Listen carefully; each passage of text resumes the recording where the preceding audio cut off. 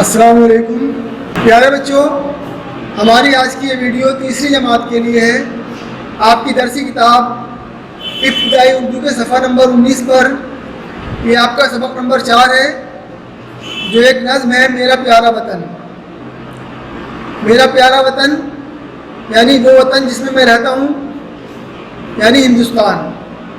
اس کو شاعر نے پیارا کہا ہے، میرا پیارا وطن۔ میرے ساتھ ساتھ آپ اس نظم کی ریڈنگ کیجیے۔ بہت خوبصورت نظم ہے اور بہت مختصر نظم ہے۔ میری عزت ہے یہ، میری دولت ہے یہ، میری عزت ہے یہ، میری دولت ہے یہ شاعر کہہ رہا ہے اپنے وطن کے بارے میں کہ میرا وطن جو ہے وہ میری عزت ہے اور میری دولت بھی میرا پیارا وطن ہے۔ میری عظمت ہے یہ، میری جنت ہے یہ۔ شاعر نے وطن کی محبت میں سرشار ہو کر میری عظمت بھی کہا اپنے وطن کو، اور یہاں تک کہ میری جنت کہہ دیا، یعنی مجھے یہ جنت کی طرح پیارا ہے۔ شاعر یہ کہہ رہا ہے اس میں، میرا پیارا وطن۔ اس کے دریا بڑے تازگی سے بھرے، اس میں بڑے بڑے دریا ہیں جو تازگی سے بھرے ہوئے ہیں۔ باغ پھولے پھلے لہلہاتے ہوئے باغ ہیں جو بہت زیادہ پھل پھول دیتے ہیں۔ میرا پیارا وطن، اس کے چشمے جواں، اس میں نہریں رواں۔ اس کے چشمے جو ہے وہ ہمیشہ جوان رہتے ہیں اور اس میں نہریں رواں ہیں، نہریں بہہ رہی ہیں۔ میرے وطن میں جنگل اور وادیاں اس سے اچھی کہاں، یعنی جیسے جنگل اور جیسے وادیاں، جیسے ہرے سرسبز میدان میرے وطن میں ہیں، اس سے اچھے کہیں اور نہیں ہیں۔ میرا پیارا وطن، یہ وطن ہے میرا، میں ہوں اس پہ فدا۔ یہ میرا وطن ہے، میں اس پر کیا ہوں؟ فدا ہوں، میں اس پر نثار ہوں، میں اس پر قربان ہوں۔ یہ شاعر کہہ رہا ہے یہ وطن ہے میرا، میں ہوں اس پر فدا، اس پہ رکھے خدا اپنی رحمت صدا۔ شاعر اپنے وطن کو دعا دے رہا ہے کہ اس پر خدا اپنی رحمت ہمیشہ صدا مطلب ہمیشہ رکھے اپنی رحمت میرے وطن پر، میرا پیارا وطن۔ اس سیماب اکبر آبادی ہیں شاعر اس کے، جنہوں نے یہ نظم لکھی ہے۔ دیکھیے کتنی خوبصورت اور مختصر نظم ہے، چھوٹے چھوٹے اس میں بند ہیں۔ ہم اس کے الفاظ معنی اور سوال جواب کریں گے صفحہ نمبر 20 پر۔ اب بچوں صفحہ نمبر 20 پر آ جائیے۔ یہاں وہ الفاظ ہیں جو اس نظم میں استعمال ہوئے ہیں، ان کے معنی آپ یہاں پر دیکھیں گے۔ سب سے پہلے جو لفظ ہے وہ ہے عظمت۔ عظمت، عین زوئے میم تے، عظمت کا مطلب بڑائی۔ وطن اپنا دیش، چشمہ کی جمع یعنی پانی کا سوتا، جہاں سے پانی پھوٹتا ہے اسے چشمہ کہا جاتا ہے زمین میں۔ ایک چشمہ تو ہوتا ہے جو ہم آنکھوں پر لگاتے ہیں دیکھنے کے لیے جب ہماری آئی سائٹ ویک ہو جاتی ہے، اور ایک اسے بھی چشمہ کہتے ہیں جس سے پانی نکلتا ہے، پانی پھوٹتا ہے، پانی کا سوتا، اسے بھی چشمہ کہا جاتا ہے۔ رواں مطلب بہتا ہوا، چلتا ہوا، جاری، اس کو کہا جاتا ہے رواں۔ وادیاں، یہ وادی کی جمع ہے، پہاڑوں کے درمیان کی جو جگہ ہوتی ہے میدانی علاقہ، اسے وادی کہا جاتا ہے۔ فدا کا مطلب قربان، رحمت، مہربانی، اور صدا کا مطلب ہمیشہ۔ اب اس نظم سے متعلق کچھ باتیں غور کرنے کی ہیں۔ یہاں پر دیکھیے نمبر 2 پر لکھا ہوا ہے، غور کیجیے۔ یہ بڑی پیاری نظم ہے، بچے اسے مل کر کورس یا ترانے کی شکل میں بھی گا سکتے ہیں۔ کورس یعنی مل جل کر جو گانا گایا جاتا ہے اسے کورس کہا جاتا ہے، یا کسی ترانے کی شکل میں بھی اس کو گایا جا سکتا ہے۔ نظم میں وطن سے محبت کا اظہار کیا گیا ہے۔ اس نظم میں شاعر نے اپنے وطن سے محبت کا اظہار کیا ہے کہ میں اپنے وطن سے کتنی محبت کرتا ہوں۔ دریا، باغ، پھل پھول، چشمے، نہریں، جنگل وغیرہ ہمارے وطن کی خوبصورتی بڑھاتے ہیں۔ یہ تمام چیزیں ہمارے وطن کی خوبصورتی بڑھاتی ہیں۔ نظم میں ان سب کا ذکر کیا گیا ہے۔ ہر شخص کو اپنے وطن سے محبت ہونی چاہیے۔ اب یہ پیغام ہے اس نظم کا کہ ہر شخص کو اپنے وطن سے محبت ہونی چاہیے۔ بچوں اپنی کاپیاں نکال لیجیے۔ اب ہم سوال جواب کریں گے۔ صفحہ نمبر 21 پر کچھ سوال دیے ہوئے ہیں، ان کے آپ کو جواب لکھنے ہیں اپنی کاپیوں میں۔ سب سے پہلے کاپی میں اوپر سبق نمبر ڈالیے، سبق نمبر 4، اور اس سبق کا جو عنوان ہے میرا پیارا وطن، وہ لکھ دیجیے۔ پھر اس سائڈ میں تاریخ لکھ کر آج کی تاریخ ڈال دیجیے۔ سوچیے، بتائیے اور لکھیے۔ یہ ہے سوالوں کے جواب یہاں پر آپ کو دینے ہیں۔ تو سب سے پہلے الف،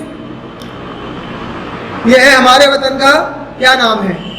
یہ سوال ہے ہمارے وطن کا کیا نام ہے. اپنے وطن کا نام بتانا ہے آپ کو.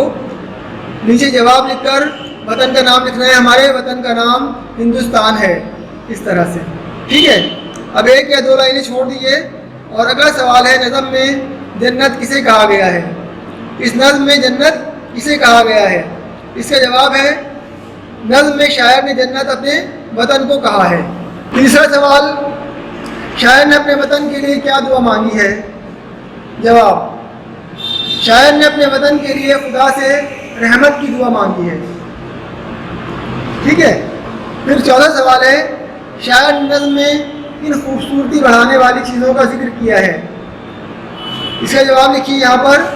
شاعر نے نظم میں بڑے بڑے دریا، دہلاتے ہوئے باغ، چشمے، نہریں، جنگل اور وادیوں کا ذکر کیا ہے. اس طرح سے آپ کے سوال جواب ہو گئے. سوال جواب کے بعد اب دیکھیے یہاں کچھ مصرے دیے ہوئے ہیں. ان میں بیچ میں خالی جگہ چھوڑی گئی ہے. ان مصروں کو آپ کو پورا کرنا ہے.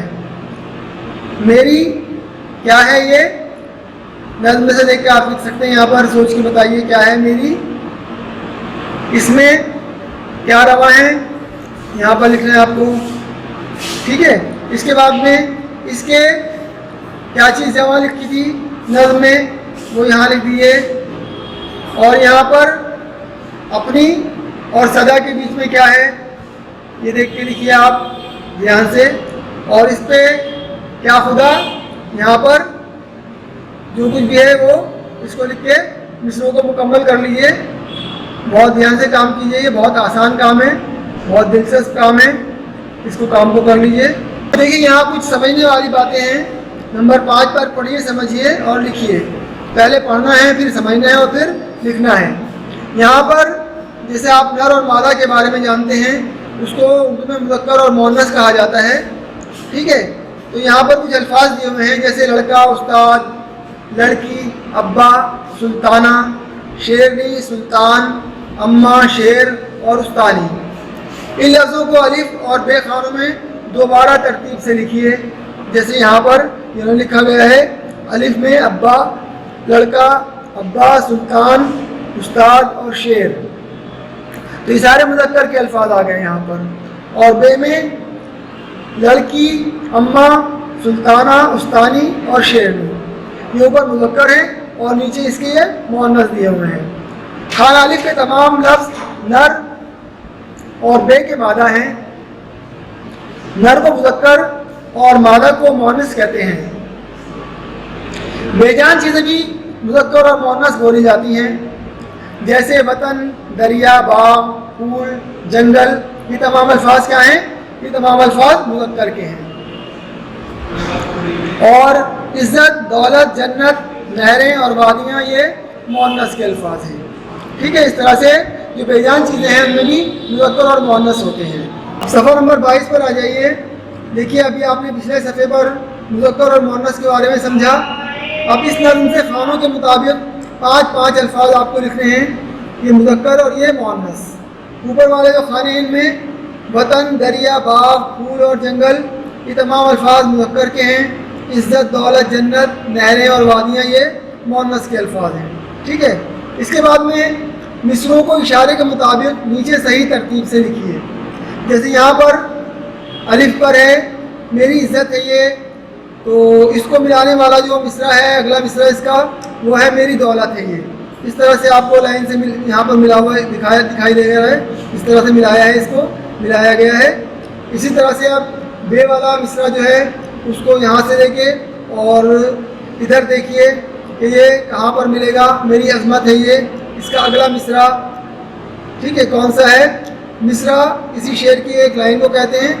ٹھیک ہے. اور 2 مصروں سے یعنی 2 لائنوں سے مل کر پورا ایک شعر بنتا ہے. اس طرح سے یہاں پر میری عزت ہے یہ ایک مصرع ہے. اس کا دوسرا مصرع، اگلا مصرع میری دولت ہے یہ. میری عظمت ہے یہ، اس کا اگلا مصرع یہاں سے تلاش کر کے اسی طرح سے آپ لائن کر دیجئے اور پھر ان تمام مصروں کو ملا کر ان خالی لائنوں میں آپ کو لکھنا ہے نیچے. اس طرح سے آپ کا کام مکمل ہو جائے گا. اب نمبر 7 پر دیکھیے واحد اور جمع الگ الگ کر کے لکھنے ہیں. یہاں کچھ الفاظ دیے ہوئے ہیں. ان میں واحد اور جمع مکس ہیں. ملے ہوئے ہیں، تو یہاں پر واحد اور یہاں جمع. تو واحد کے سامنے تمام الفاظ ان میں سے چھانٹ کے واحد کے لکھ دیجیے، اور جمع کے نیچے تمام الفاظ جمع کے لکھ دیجیے. جیسے دریا ہے یہ واحد ہے تو یہاں لکھ دیا دریا. ٹھیک ہے. وادیاں جو ہے یہ جمع کا صیغہ ہے تو اس لیے اس کو وادیوں کو یہاں لکھ دیا. ٹھیک ہے. پھر ہے جنگل، جنگل یہاں لکھ دیا، واحد ہے. چشمے یہ جمع ہے، یہاں لکھ دیا. نہریں بھی جمع کا صیغہ ہے، نہریں یہاں لکھ دیجیے. باغ یہ ہے باغ. پھول، پھول بھی واحد ہے، اور رحمت بھی واحد ہے. اس طرح سے یہ واحد جمع یہاں پر آپ کو سمجھایا گیا ہے. اب اگلے صفحے پر صفحہ نمبر 23 پر آ جائیے. صفحہ نمبر 23 پر ہندوستان کا یہ نقشہ ہے. اس نقشے میں آپ کو رنگ بھرنے ہیں، اپنی پسند کے خوبصورت سے رنگ اس میں نقشے بھر کے اس نقشے کو آپ کو سجانا ہے. آپ ایسے ہی نقشہ بازار سے لے کر اس میں بھی رنگ بھر سکتے ہیں. یہ بہت خوبصورت نقشہ ہے. اب دیکھیے نیچے خوش خط لکھیے. یہاں کچھ الفاظ دیے ہوئے ہیں اور ان کے سامنے یہ لائنیں ہیں. آپ کو انہیں الفاظ کو دیکھ دیکھ کر یہاں خوش خط انداز میں لکھنا ہے. جیسے عزت یہاں پر لکھتے جائیے، پھر ہے وطن یہاں لکھتے جائیے اس کو. عظمت بھی ایک ایک کر کے ایک بار یہاں پر لکھتے جائیے. پھر ہے تازگی اور یہ لہلہاتے. اس طرح سے یہاں پر آپ لکھ دیجیے اس کو. صفحہ نمبر 23 کے ہی باقی کے 2 الفاظ ہیں وہ یہاں پر لکھے ہوئے ہیں. جیسے جنگل ہے، جنگل یہاں لکھ دیجیے. وادیاں، وادیاں یہاں لکھ دیے جیسے آپ یہاں لکھا ہوا دیکھ رہے ہیں. اسی طرح سے آپ لکھتے چلے جائیے یہاں پر. تو آج کا آپ کا یہ سوال جواب اور ورک بک کا کام مکمل ہوتا ہے. اپنی کاپی مکمل کیجیے، ورک بک کا کام مکمل کیجیے. شکریہ.